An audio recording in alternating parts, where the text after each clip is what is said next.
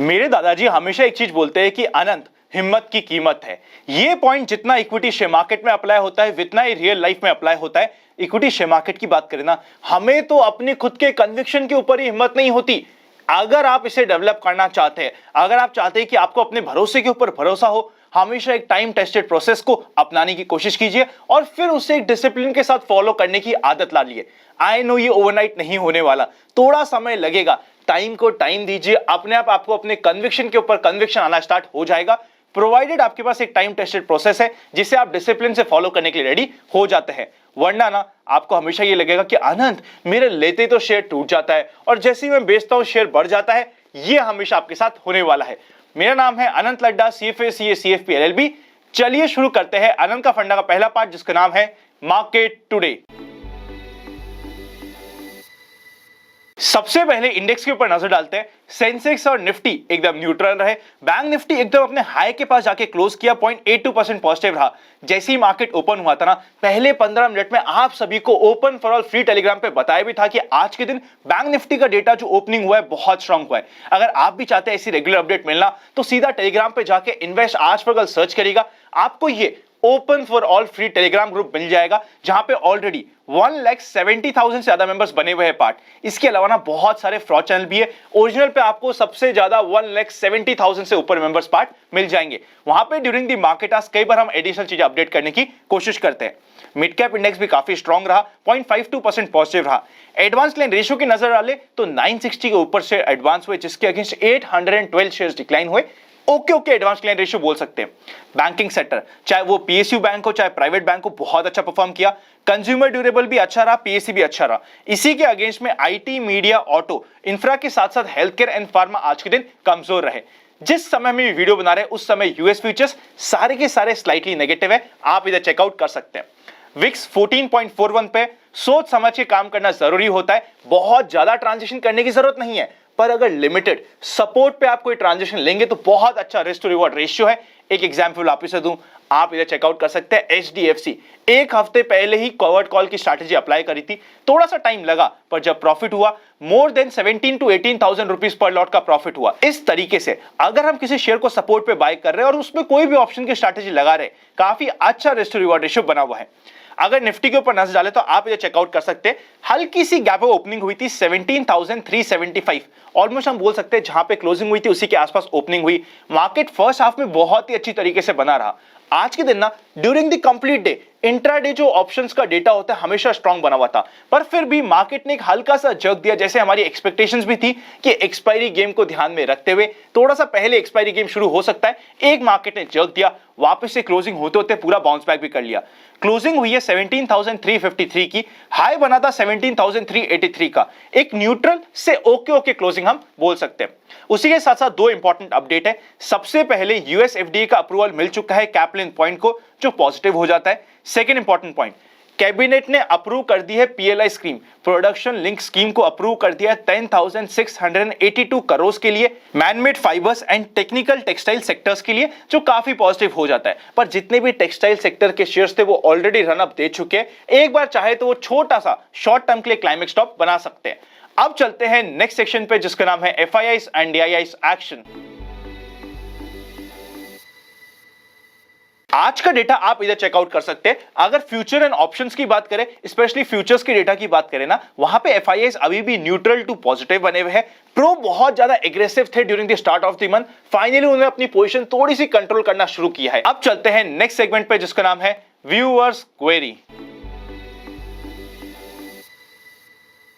सबसे पहली क्वेरी आ रही है कि अनंत, क्या हमें म्यूचुअल फंड में भी स्टॉप लॉस अप्लाई करना होता है? देखिए, अगर आपका म्यूचुअल फंड आपके गोल से मैप्ड है, आपने सूटेबिलिटी के अकॉर्डिंग एक कंसिस्टेंट परफॉर्मर को चूज किया है, तो आपको कभी भी कोई स्टॉप लॉस लगाने की जरूरत नहीं होती। देखिए, एक स्टॉक की बात करें ना, बहुत बार ऐसा होगा कि एक स्टॉक टूटेगा और कभी बाउंस बैक ही नहीं करेगा अपनी लाइफ टाइम में।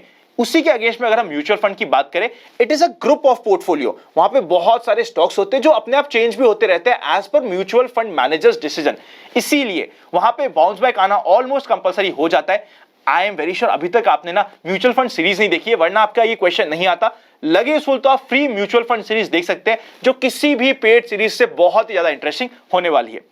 नेक्स्ट इंपॉर्टेंट क्वेश्चन ये है कि आनंद, कई बार हमने मंथली एक्सपायरी में, ये जो क्वेश्चन है ना, मैं स्पेसिफिकली आंसर कर रहा हूं मंथली एक्सपायरी के पॉइंट ऑफ व्यू से। मंथली एक्सपायरी के समय में, स्पेशली मंथली एक्सपायरी वाले दिन पे कुछ क्वालिटी शेयर अनड्यू प्रेशर में आ जाते हैं because of future and options की पोजीशन के। क्या वहां पे बाउंस बैक आने के चांसेस होते हैं? बिल्कुल होते हैं। इसके बेसिस पे मैंने कई बार आपको डेमो ट्रेड भी दिए, specially future and option learners को। तो बिल्कुल, अगर हमें इसे प्रॉपर्ली यूज करना आता है, डेटा को इंटरप्रेट करना आता है, तो हम उसे as a short term opportunity use कर सकते हैं। नेक्स्ट इंपॉर्टेंट क्वेश्चन ये है कि आनंद, IRCTC में 30% का प्रॉफिट है, आपका क्या ओपिनियन है?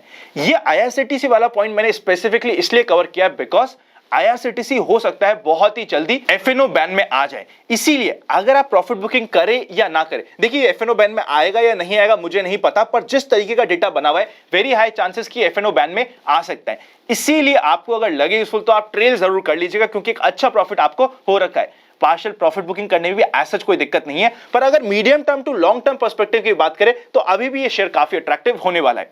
फाइनली GMM फॉडलर की बात करें, जो इस क्वेश्चन में साथ ही साथ आया था फ्री में।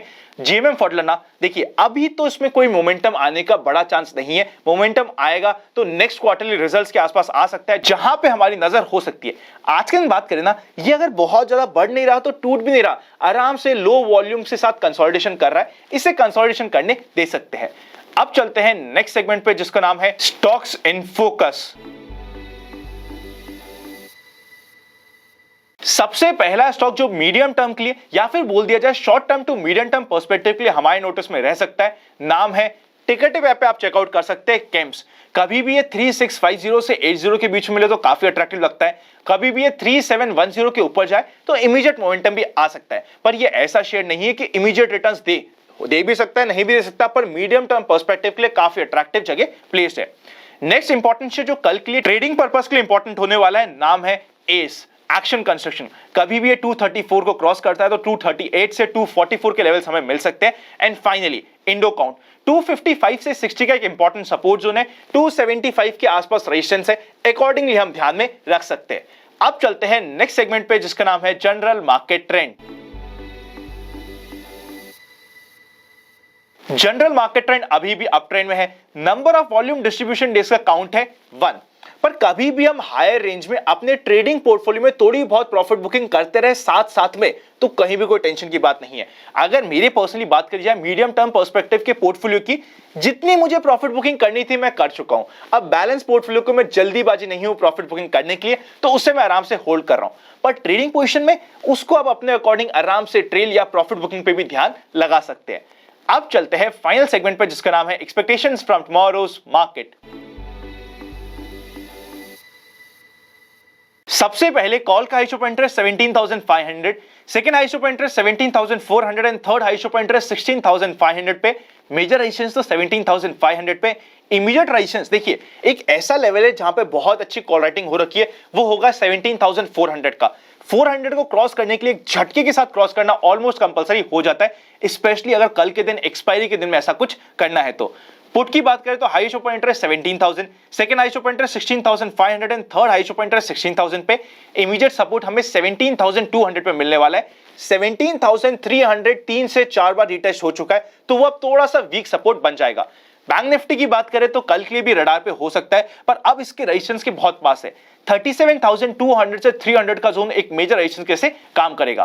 पुट कॉल रेशियो 1.40 पे ओके ओके बोल सकते हैं, और वैसे भी कल के दिन है वीकली एक्सपायरी, ज्यादा पुट कॉल रेशियो पे नजर नहीं रहेगी। अगर कल के दिन की बात करें ना, एक ऐसा दिन रह सकता है जहां पे स्टॉक स्पेसिफिक एक्शन मिले। निफ्टी तो स्पेसिफिकली गाइड होगा कंप्लीटली एक्सपायरी गेम के ऊपर, तो निफ्टी पे मैं कल के दिन ज्यादा कुछ करने की कोशिश नहीं करूंगा, पर स्टॉक स्पेसिफिक एक्शन कल भी मिल सकता है, स्पेशली अगर कोई स्टॉक अपने सपोर्ट पे आ रहा है। आईटी उसी के साथ साथ ऑटो हो सकता है अभी 1 2 3 दिन ना चले, बट अगर उसके शेयर भी कुछ इंपॉर्टेंट सपोर्ट पे आए तो हम उस पर रडार रख सकते हैं। फाइनली आपने कल की वीडियो में ना इतने सारे गिव अवे के रिलेटेड क्वेश्चन पूछे, कुछ तो मुझे आंसर करना जरूरी हो जाता है। ज्यादा नहीं बता सकता क्योंकि बाकी सब है आपके लिए सरप्राइज, पर क्या क्या है थोड़ा सा हिंट जरूर देने की कोशिश करता हूं। सबसे पहले बात करते हैं कब आएगा। 99.999% परसों मतलब कि फ्राइडे को आपको मिल जाएगा। मार्केट की भी छुट्टी है तो आई एम वेरी श्योर आपको गिव अवे में काफी इंटरेस्ट आने वाला है, तो फ्राइडे को उसका वीडियो लॉन्च हो जाएगा। सेकंड, मैं ऐसा नहीं करूंगा कि गिव अवे में 1 2 3 या सिर्फ 5 7 10 लोगों को कुछ गिव अवे मिले। मुझे पता है कि हमारी इन्वेस्ट आज पर कल की फैमिली बहुत बड़ी है, उसी साइज का मैं गिव अवे देने की कोशिश कर रहा हूं। अगर रफ वैल्यू की बात करें, मॉनेटरी टर्म्स में बात करें, तो इस गिव अवे की वैल्यू देखिए, सब कुछ गिव अवे वैल्यू में नहीं आएगा, मतलब कि रुपीस में नहीं आएगा। आई नो कुछ मैंने स्पेसिफिकली अमेजॉन वाउचर्स भी रखे, पर मोर और लेस बात करी जाए तो डायरेक्टली मॉनेटरी टर्म्स में तो नहीं आएगा। बट अगर हम उसकी वैल्यू निकालने की कोशिश करें, जस्ट आपको हिंट देने की कोशिश कर रहा हूं, 10 लाख के ऊपर के रिवॉर्ड्स आपको मिलने वाले हैं। तो फ्राइडे को 99% फ्राइडे को ही आएगा, देखना मत भूलिएगा इन्वेस्ट आज पर कल के चैनल को। सब्सक्राइब नहीं किया तो आप उस गिव अवे का पार्ट ही नहीं बन पाएंगे, तो सब्सक्राइब करके बेल आइकन क्लिक जरूर कर दीजिएगा। डीमैट नहीं है अभी तक तो डिस्क्रिप्शन में डीमैट अकाउंट ओपनिंग्स और प्राइवेट चैनल पर जुड़ने का प्रोसेस मिलेगा, जहां पे ड्यूरिंग दी मार्केट टास्क मेरी पर्सनल ट्रेड्स में लाइव आप सभी को शो करने की कोशिश करता हूं। आप भी चाहे तो डिस्क्रिप्शन में दिए गए लिंक से डीमैट खुला के प्राइवेट चैनल का पार्ट बन सकते हैं। Happy investing and I will see you very soon.